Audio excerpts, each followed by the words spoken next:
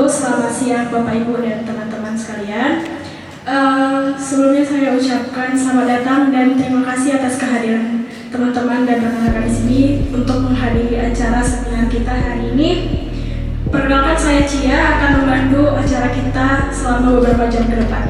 Seminar kita hari ini berjudul Seminar Reforma Agraria Perempuan Indonesia, Kolaborasi Lintas Sektor Antar Pemerintah, Organisasi Masyarakat, dan kelompok perempuan untuk membangun kesadaran dan memperkuat pengelolaan hutan berkelanjutan untuk keadilan iklim.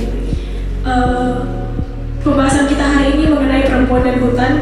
Pastinya mereka cukup berkaitan erat. Perempuan dan hutan memiliki peran sentral dalam menjaga keseimbangan ekosistem dan tentunya juga keberlanjutan, di mana perempuan juga disebut-sebut sebagai penjaga hutan sekaligus penentu keberlanjutan itu sendiri. Namun realitas yang dapat kita lihat saat ini, perempuan seringkali diabaikan, bahkan tidak dilibatkan dalam pengambilan keputusan, dan bahkan juga perempuan seringkali menjadi kelompok yang sangat rentan akibat eksploitasi hutan yang tidak bertanggung jawab. Untuk itu kita hadir di sini membahas lebih dalam mengenai perempuan dan hutan itu sendiri.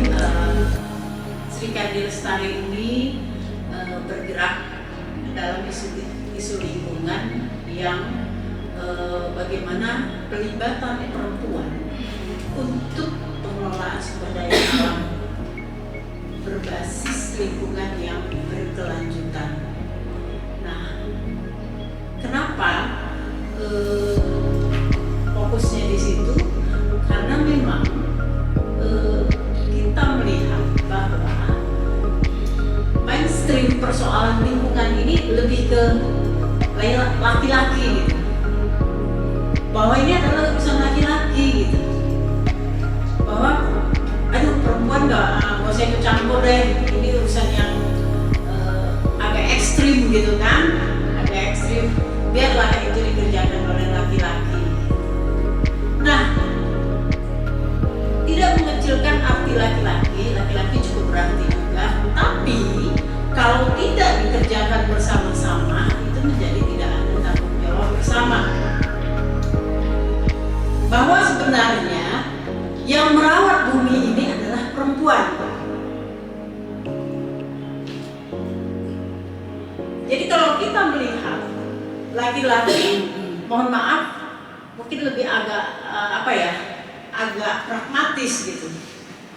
Jadi ketika tidak menyoroti, tidak semua, mungkin yang ada hadir di sini bukan yang seperti itu.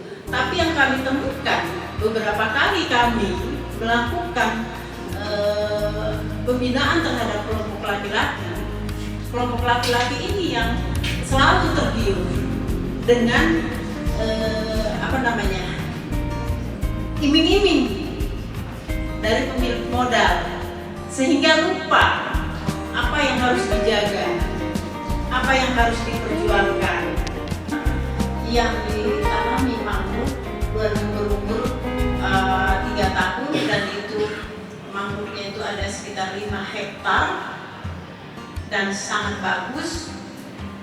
Penanaman mangrove itu memakai uang negara dari APBN gitu, kalau nggak salah APBN, dan yang melakukan penanaman adalah Dandim, dan termasuklah di situ waktu itu Bapak Wakil Gubernur. Nah, kita sudah cek titik koordinat bahwa itu wilayah hutan, tapi itu dikuasai, dan sampai sekarang itu masih dikuasai sama saya lupa yang namanya, tapi yang pokoknya yang dari asing gitu. Jadi pemilik modal itu. Nah, itu yang sampai sekarang itu masih dipagar. Padahal itu sudah keluar perizinan dari Kementerian Kehutanan, skema perhutanan sosial KKN, hutan kemasyarakatan.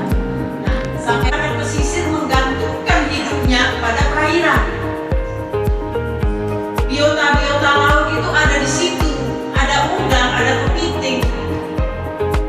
Nah, pembabatan itu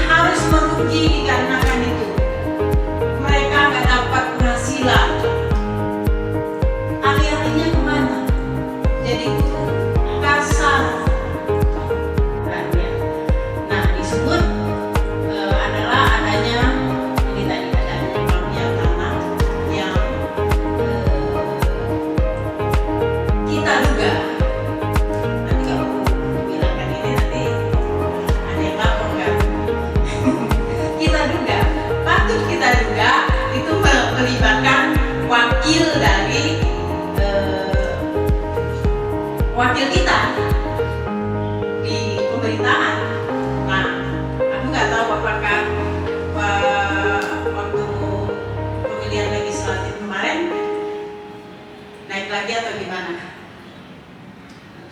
Karena kacau dengan banyak itu SK perhutanan sosial, kalau mau ditulis itu ada puluhan yang di tangan dia.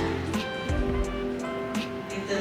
Jadi diduga seperti itu. Nah, yang saya ceritakan tadi yang beberapa ada pembalakan liar itu bukan di desa, di kelurahan Beras Basa itu sampai 60 berapa itu 60 hektar lebih ya, 60 hektar lebih dia itu jelas dibuat taman wisata ya untuk keuntungan pribadinya. Selanjutnya kami tidak memakai polybag. Berikutnya, nah inilah lintas generasi. Ada yang tua, ada yang muda, ada dari LBH, ada dari mahasiswa, ada dari kelompok perempuan. Nah, ini kami berada di terasnya TNGL Pamas Semelir.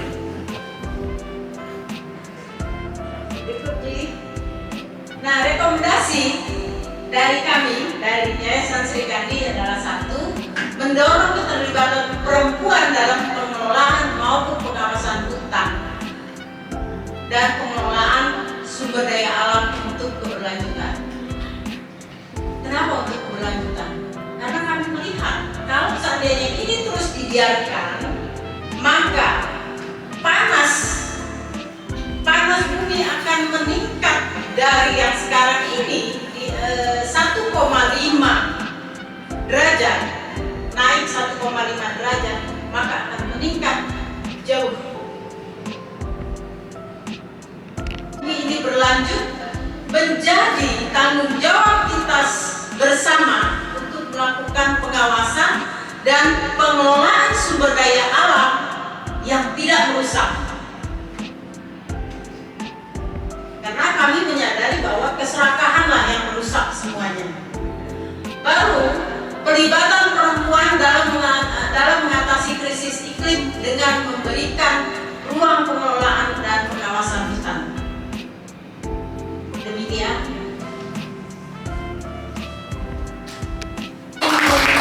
Sedikit yang sampaikan bahwa sebenarnya perempuan itu sangat penting, sangat krusial perannya, bukan hanya di dalam keluarga tapi masyarakat, terlebih mengenai isu-isu hutan itu sendiri.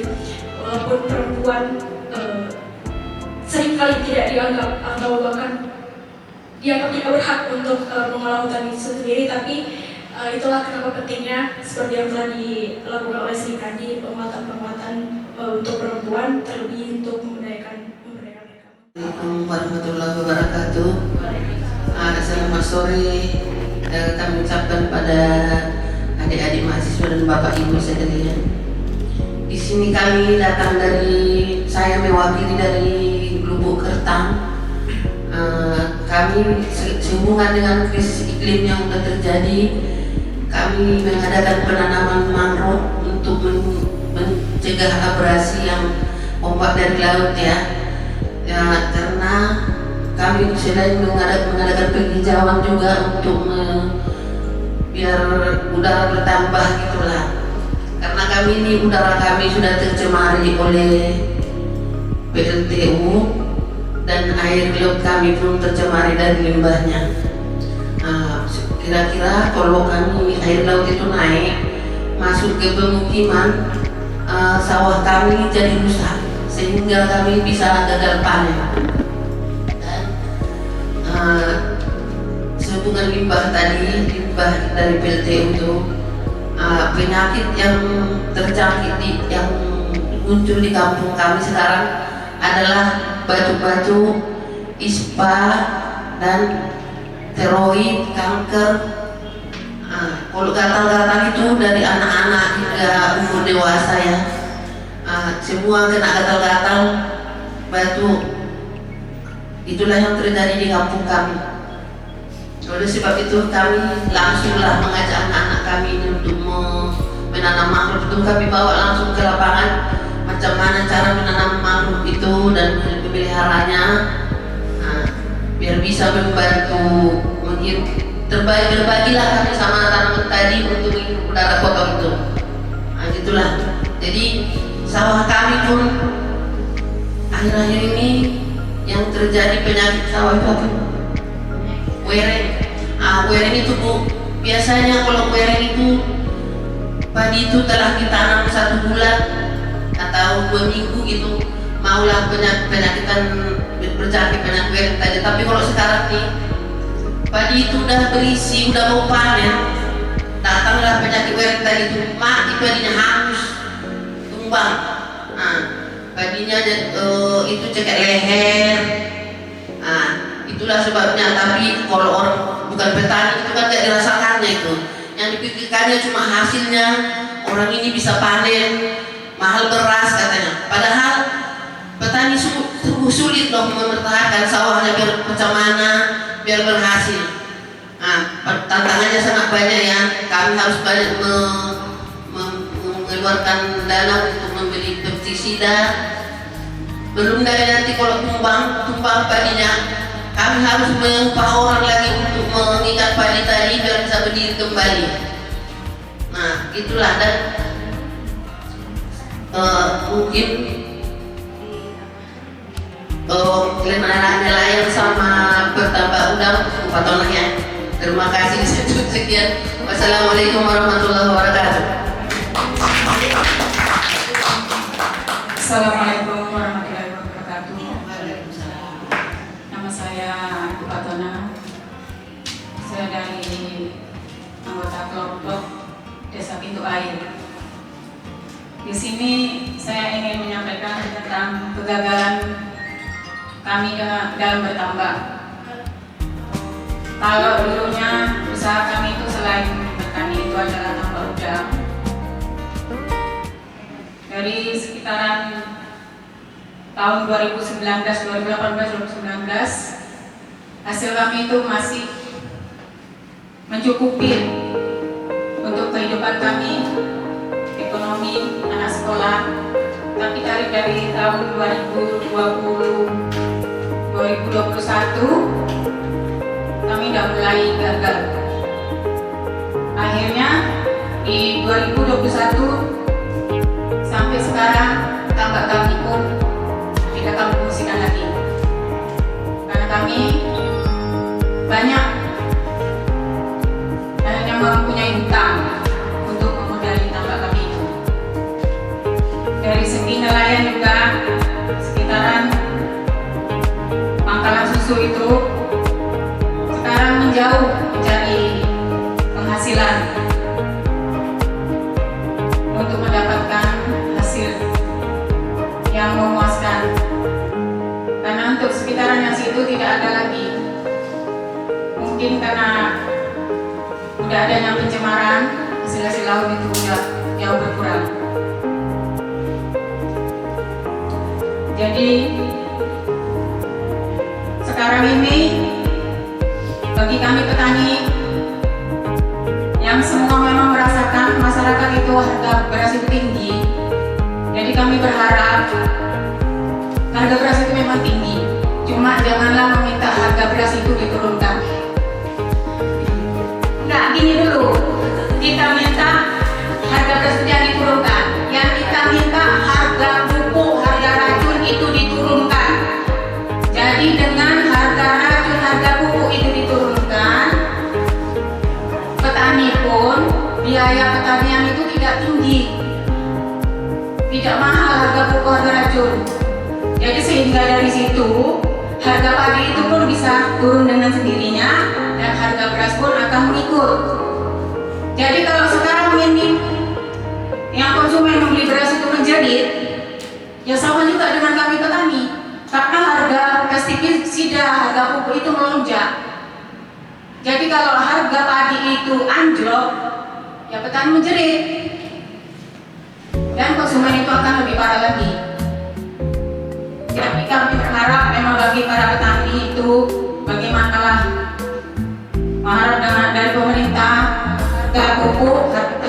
bisa itu tolonglah sedikit Pak I, jadi bisa sesuai dengan kemampuan kami. Inilah salah satu suara hati kami yang selama ini memang cukup kami rasakan. Ya, kalau untuk nelayan ya sama juga itu tadi itu. Nelayan terlalu sakit dengan penghasilan yang tidak sesuai.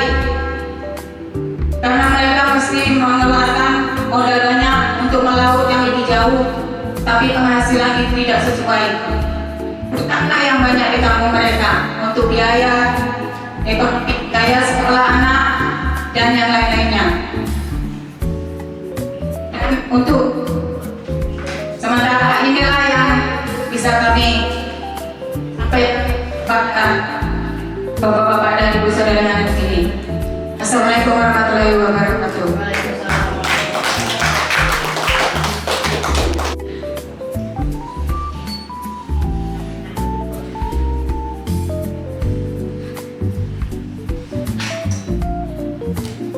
Selanjutnya untuk Pak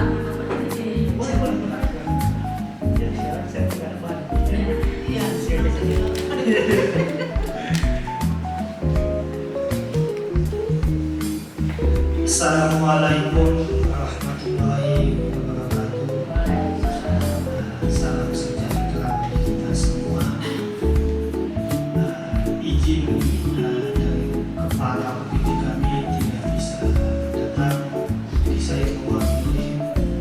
Saya nama dari Jawa Pasar Minggu. Saya kepala seksi perencanaan dan pemanfaatan hutan di UPTD KPH 1 Stabat.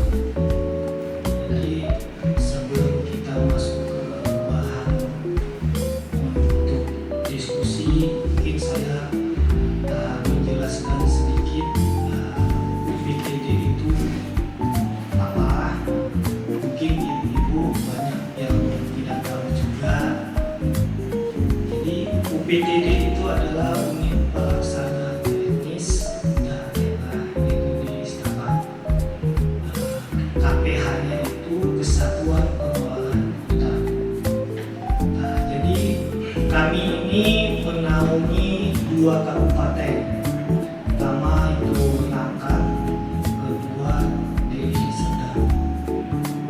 Jadi memang selama ini kita masih kantor UPT kami di Stabat, itu di komplek Pemkap ya, di Pemkap, lingkungan Pemkapnya Stabat itu pas di belakang apa itu namanya, kantor Bupati Stabat.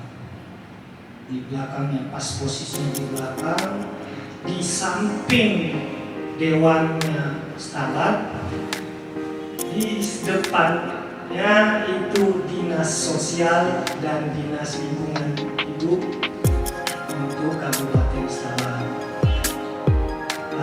Ini sebetulnya saya nggak ada bahannya, bukan Ibu Ketua nodong saya langsung, jadi tidak apa-apa. Saya akan sampaikan apa yang bisa saya sampaikan, dan mohon maaf apabila ada penyampaian saya nanti tidak bisa terjawabkan. Itu diawali itu dulu. Jadi kita masuk ke diskusi. Tadi ada Ibu Ketua rekomendasi ya, Ji, tolong Ji, dari Ji, rekomendasi dulu. Ada rekomendasi penutupan itu tadi. Jadi kita bahas yang di situ aja. Yang untuk, mohon maaf Ibu Ketua, untuk penegakan hukumnya nanti kita bisa diskusi di UPT aja.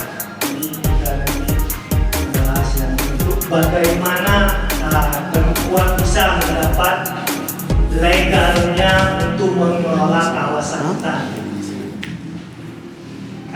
Ya, itu kan maksudnya Ibu Ketua. Jadi poin yang paling penting itu bagaimana ibu-ibu bisa mendapat legal dalam hal pengelolaan kawasan hutan, dan tidak takut sama cukong-cukong atau penegakan hutan karena ibu sudah punya izin ya nanti di situ. Bagaimana prosesnya? Kita mulai dari awal. Pertama, ibu ajukan pembentukan kelompok tani hutan. Itu disahkan oleh kepala desa. Berapa jumlahnya Pak? Nah, minimal 15 ya. Itu kita lihat kakaknya. Di dalam kakaknya itu paling tidak cuma satu yang bisa menjadi keanggotaan. Misalnya saya contohkan, satu kakak itu bapaknya ketua kelompok tani dan anaknya mau masuk situ, tidak bisa. Dia satu kakak satu keanggotaan. Jadi dapat jumlah minimalnya 15. Ya, paham sampai situ ya Bu? Yang kedua, kita masuk ke lokasi. Di mana wilayah yang akan ibu kelola? Mesti ibu tentukan juga di mana. Jangan nanti pesawat pula ibu tuju padahal ibu mau bentuk kelompok tani hutan. Kan itu beda ya Bu ya. Iya kan? Kita fokusnya nih ke kehutanan. Nah, jadi kita fokusnya ke kehutanan. Ibu tunjukkan dulu lokasi yang akan ibu kelola atau yang selama ini telah ibu kelola, maupun itu 5 tahun, 10 tahun. Nah, ibu tandain. Kita kan sudah ada di handphone itu yang foto langsung nampak titik koordinatnya, ya. Nah, ibu bisa pakai itu mengajukannya. Apa namanya? Timestamp. Nah, timestamp itu ada di aplikasi, tinggal Google aja, download. Jadi, ibu bisa membuat plotnya melalui itu. Walaupun akurasinya sih bisa lah, nanti kita tinjau ulang. Tapi awalnya ibu pakai itu dulu, seandainya tidak ada GPS. Nah, jadi kan kita yang simple, jadi kita pakai timestamp tadi. Nah, setelah lokasinya sudah ada, kan ini tentunya pasti ibu sudah menentukan siapa ketuanya. Ada ruang buat perempuan, gak ada ruang buat kelompok rentan dan marginal. Dia masih eksklusif. Lalu turun ke tahap kedua, buta. Masih buta dia, belum tahu bahwa ada perspektif gesti yang harus dilakukan. Yang ketiga, netral, gak memihak manapun. Artinya tindakan-tindakan yang dilakukan belum mensupport pada gesti. Nah, yang keempat itu yang sensitif. Bagaimana langkah-langkah kebijakan dan program itu sudah sensitif pada gesti. Yang keempat, responsif. Bagaimana program-program dan kebijakan itu sudah merespon pada gesti. Yang terakhir, transformatif. Transformatif gesti itu adalah proses bagaimana tujuannya adalah perubahan, transformasi sosial, perubahan menuju ke arah yang lebih baik, kemaslahatan yang lebih baik, kira-kira begitu. Itu dari tahapan integrasi gesti ke dalam kebijakan dan program. Nah, kita sekarang ada di level mana? Lanjut.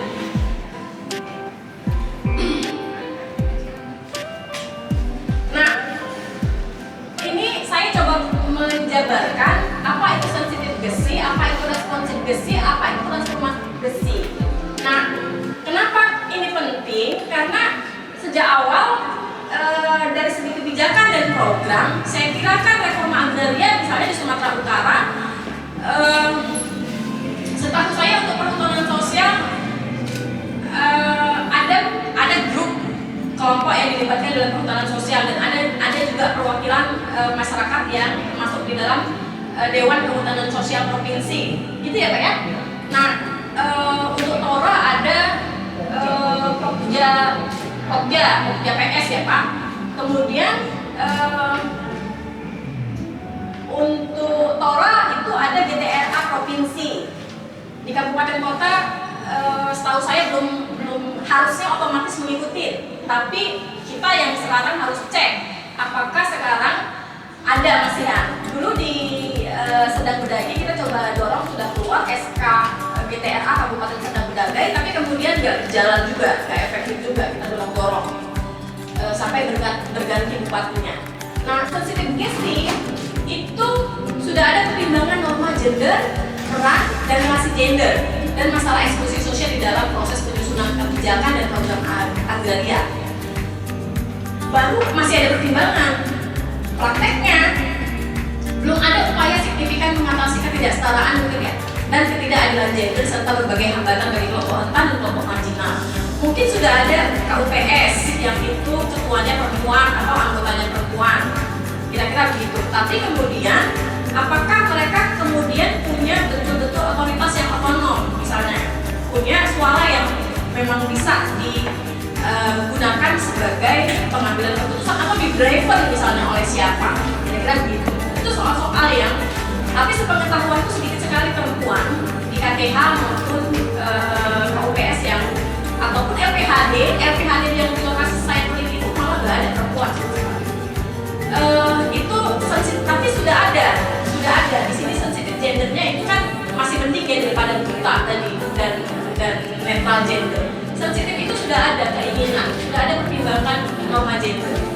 Nah, terkait responsif gender bahkan sudah lebih baik, sudah ada komponen untuk membangun kesadaran tentang ketimpangan dan ketidakadilan gender serta eksklusi sosial bagi kelompok rentan dan marginal dalam kebijakan program reforma agraria.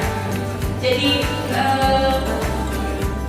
nah ini lebih sistematik kawan-kawan dibandingkan yang sensitif karena responsif ini dia sudah menjawab dengan program-program. Nah, ada program-program yang diupayakan untuk memastikan ada upaya untuk menuntaskan ketidakadilan dan ketimpangan gender dan eksklusi sosial itu. Nah, yang paling baik adalah yang transformatif gesi. Jadi sudah ada ruang yang dibangun untuk perubahan dalam reforma agraria dan sudah ada perhatian utama untuk mewujudkan kesetaraan dan keadilan gender serta inklusi sosial dalam reforma agraria. Nah, ini tentunya cita-cita ya, cita-cita kita semua bahwa kita pada akhirnya adalah transformasi gesi ke depan. Nah, ini komponen pemberdayaan gesi. Jadi ini balik tadi lagi kepada tujuan ya, bahwa proses akses, pemberian akses akan diikuti kesadaran kritis.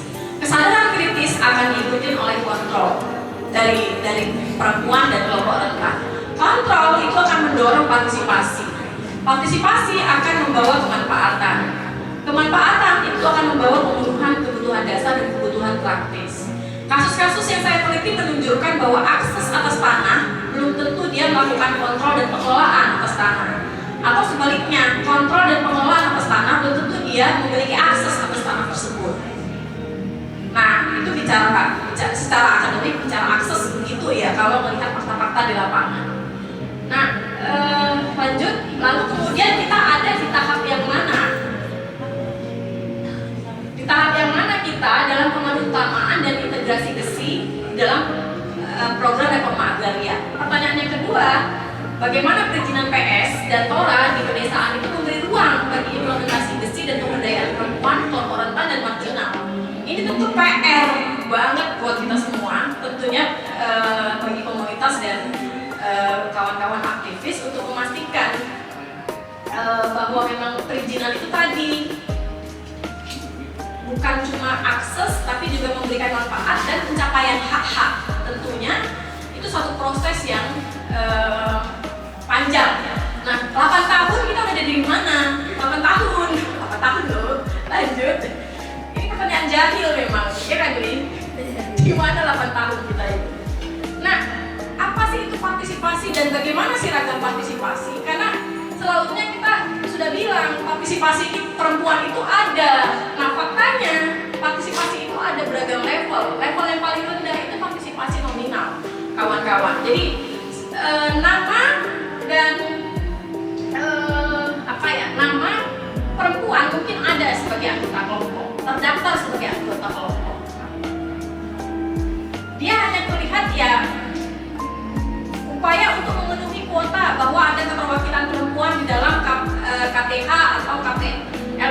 atau apa kelompok tani misalnya sebesar 30%, misalnya begitu ya. Di mana kita sekarang? Apakah kita di nominal atau kita di yang pasif? Yang pasif ini keterlibatan perempuan, kelompok rentan dan marginal itu sudah dia mendapatkan pemberitahuan keputusan organisasi atau kelompok, namun tidak terlibat dalam pengambilan keputusan. Ayo, kita yang mana nih kawan-kawan dari ini? Ada nih pemberitahuan dari kelompok. Itu kayak yang dikerinci nih kayaknya, partisipasi pasif.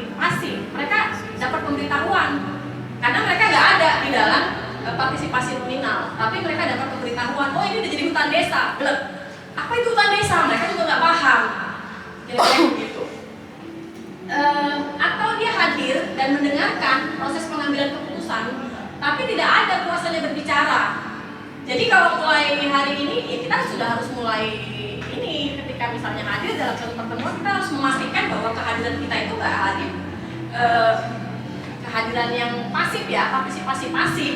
Kita hadir, isi absen, tapi kemudian apa kontribusi kita di dalam pertemuan RPHD atau amatur itu.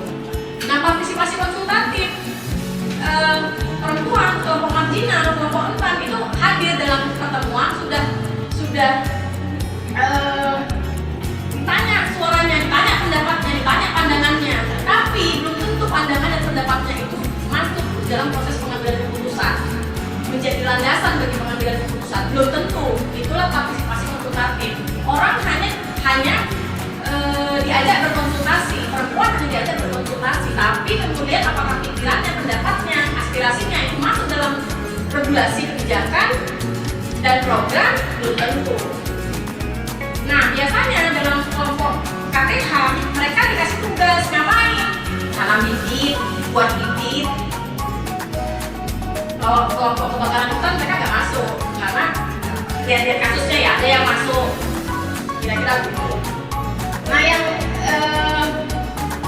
partisipasi aktif ini yang posisi yang sudah lebih baik. Perempuan diposisikan aktif, memposisikan diri aktif dan berpartisipasi di dalam pengambilan keputusan maupun inisiatif penting.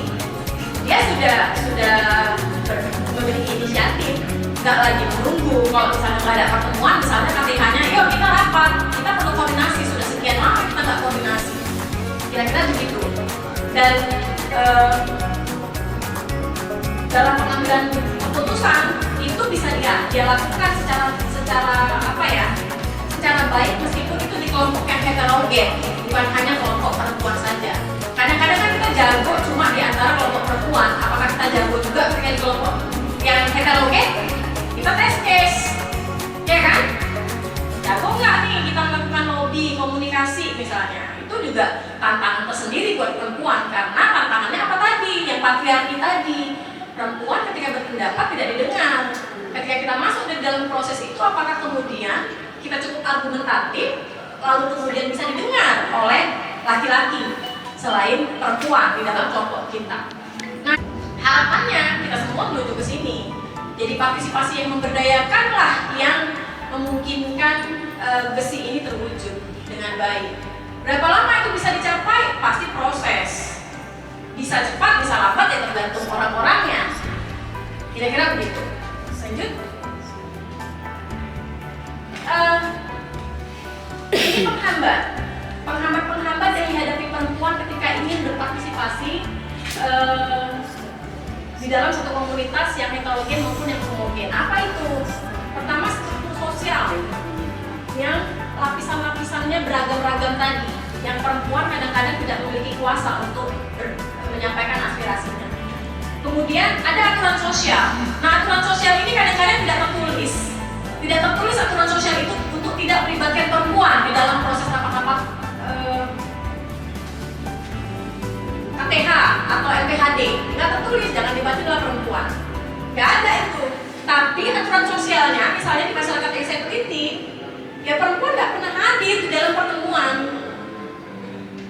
Kenapa? Karena itu urusan laki-laki asumsinya. Apalagi kalau pertemuannya dilakukan malam hari. Terus kita bilang, Pak, bikinlah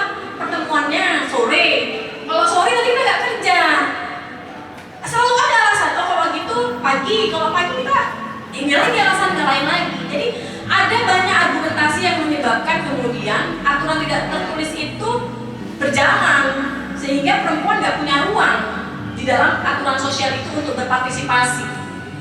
Kemudian norma gender dan norma sosial lainnya. Jadi pantang perempuan itu masuk di dalam rapat yang itu dominan laki-laki, apalagi berpendapat, bersuara. Itu soal-soal yang saya kira hampir di banyak komunitas, baik masyarakat adat maupun bukan masyarakat adat, orang lokal yang memposisikan perempuan itu untuk ya dengar aja. Kalau perempuan bersuara malu sama nanti suaminya malu, kira-kira gitu. Bayangkan suami bisa malu kalau istrinya kritis dan cerdas. Itu bikin garuk kepala kan?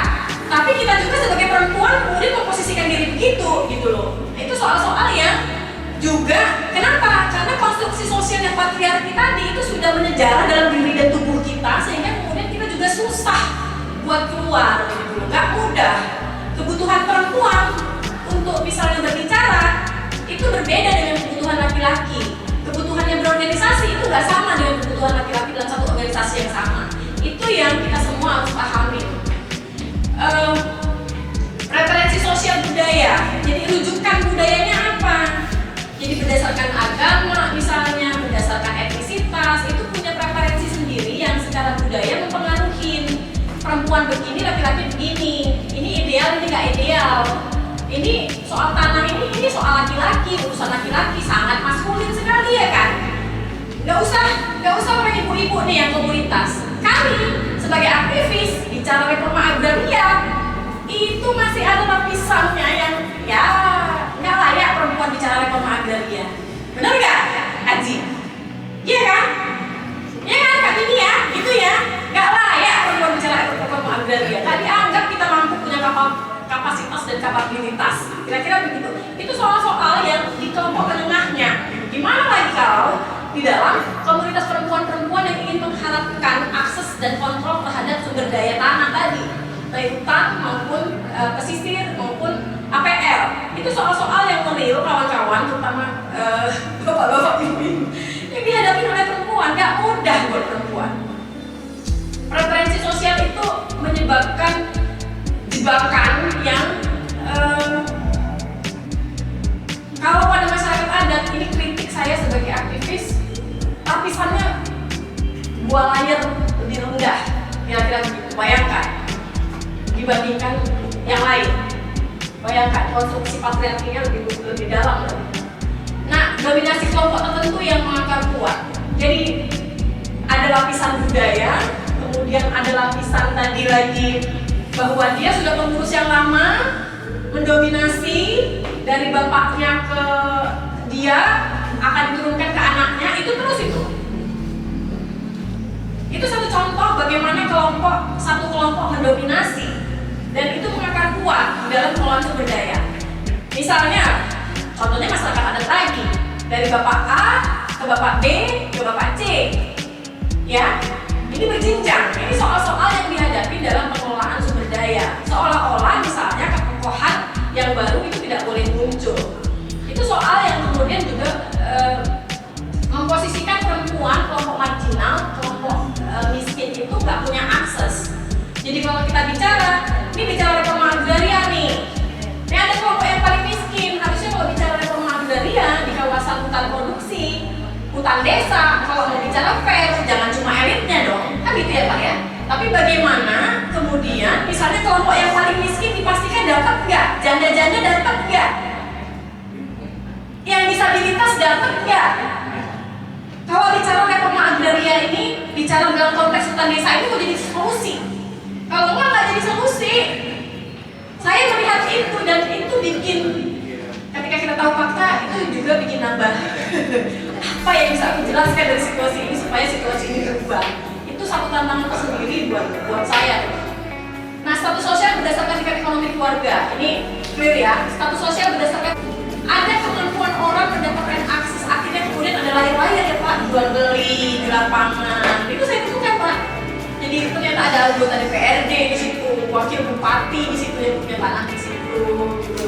Itu soal-soal yang kalau mau dimulai karena saya melakukan etnografi itu bisa ditemukan.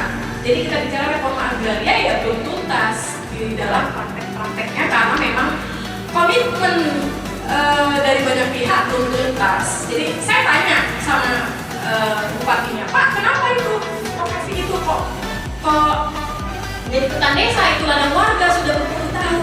Ya, KPH nggak koordinasi sama kita gitu ladang warga. Aduh, terus gimana Pak? Warga dong yang kayak pelanduk di tengah kan Pak? Ketika pemerintah sesama pemerintah tidak berkoordinasi, masyarakat yang jadi korban dan perempuan yang paling jadi korban di situ, karena kemudian perempuan dalam stratifikasi sosial mereka itu tidak punya hak bicara dalam pertemuan adat, gak dihadirkan malah, gak dihadirkan dalam pertemuan adat untuk membicarakan bahwa ini persoalan dan harus ada penyelesaian, gak dihadirkan, apalagi diperdengarkan suaranya. Itu soal-soal yang jadi penghambat kawan-kawan. Kalau berangkat dari kasus-kasus, kita akan banyak belajar bahwa persoalan selama 8 tahun ini harus dimulai dan kita harus cari solusi bersama dari lapisan-lapisan layer ketidakadilan ini yang semuanya berdampak pada perempuan, kelompok marginal dari rentan tadi. Lanjut. Nah, ini terakhir, apa yang bisa kita lakukan supaya kita nggak frustasi kan? Karena kalau lihat masalah ya kita jadi lalu peluangnya di mana? Peluangnya ya pertama kita harus memeriksa secara kritikal substansi kebijakan dan program Agraria itu posisinya di mana? Di tahapan besi yang mana? Mainstreamingnya di level mana? Mainstreamingnya sudah di sensitivitas, sudah di yang kedua atau sudah di transformatif? Kita yang mana nih? Coba lihat lagi RPJMD Provinsi Sumatera Utara untuk reforma agraria. Masuk nggak besi? Kita cek lagi. Untuk reforma agraria, cek. Pasti kita akan cuma 2, temukan atau nggak temukan, kan gitu. Kemudian yang kedua, pelaksanaannya gimana? Implementasi besi tadi ada nggak dalam perencanaan itu, penganggaran dan lain sebagainya. Kalau dalam perencanaan nggak ada dalam penganggaran ya Pak, nggak bisa jalan, nggak bisa dieksekusi. Itu soal yang juga harus kita masyarakat sipil lakukan kontrol. Lalu di mana posisi pemberdayaan perempuan, kelompok rentan dan marginal? Kalau tadi ngomong bukan saya ya. Bercanda. Selamat datang Pak. Selamat datang Ibu yang baru datang. Iya, jadi pertanyaannya adalah di mana posisi pemberdayaan perempuan, kelompok rentan dan marginal? Tentu pertanyaan ini bukan hanya buat masyarakat sipil, tapi tentunya pertanyaan ini buat juga pemerintah. Lalu pertanyaan ini, ya kita bisa lakukan apa ke depan? Semua orang di sini pasti bisa berkontribusi sebisa mungkin yang bisa dilakukan. Yang kedua yang bisa kita lakukan adalah yang mengatasi berbagai hambatan partisipasi pemberdayaan perempuan, kelompok dan marginal untuk partisipasi yang memberdayakan tadi sebagai tujuan akhir. Gimana caranya? Ya pengorganisasian yang kuat itu akan membangun bagaimana memastikan membangun relasi kuasa yang setara, mulai dari tahap yang kecil di kelompok, lalu kemudian naik level pasti ya, berjenjang. Kalau kita bisa melakukan ini secara berjenjang, ada relasi kuasa yang seimbang antara laki-laki perempuan dan memberi ruang juga buat kelompok marginal dan rentan tadi, pasti upaya mendorong partisipasi pemberdayaan menuju akses atas reforma agraria tadi bisa dilakukan. Lalu bagaimana memastikan bahwa perempuan-perempuan, kelompok rentan maupun kelompok marginal itu terlibat dalam proses pengambilan keputusan, yang memastikan bahwa ketika misalnya ini lahan mau dilakukan pilihannya perempuan terlibat. Jadi persoalannya Pak adalah dalam riset saya Pak, ini bukan dalam rangka mendiskreditkan siapapun, tapi saya menemukan dalam penelitian saya bahwa ketika ada sosialisasi program PS, hutan adat, hutan desa, kemitraan masyarakat,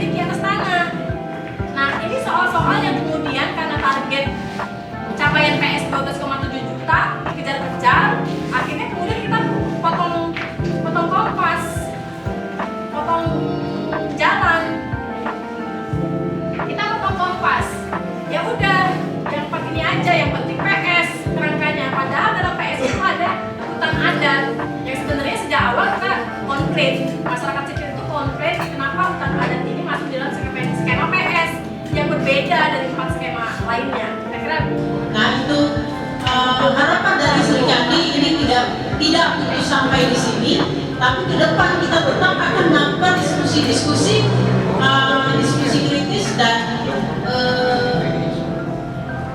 himbauan saya, harapan saya yang paling dalam adalah ibu-ibu, bapak yang mewakili dari pemerintah, hendaknya jangan berkecil hati ketika kami agak kritis atau agak agak tegas, agak tegas. hutan lestari, Berapa? sejahtera. Yes.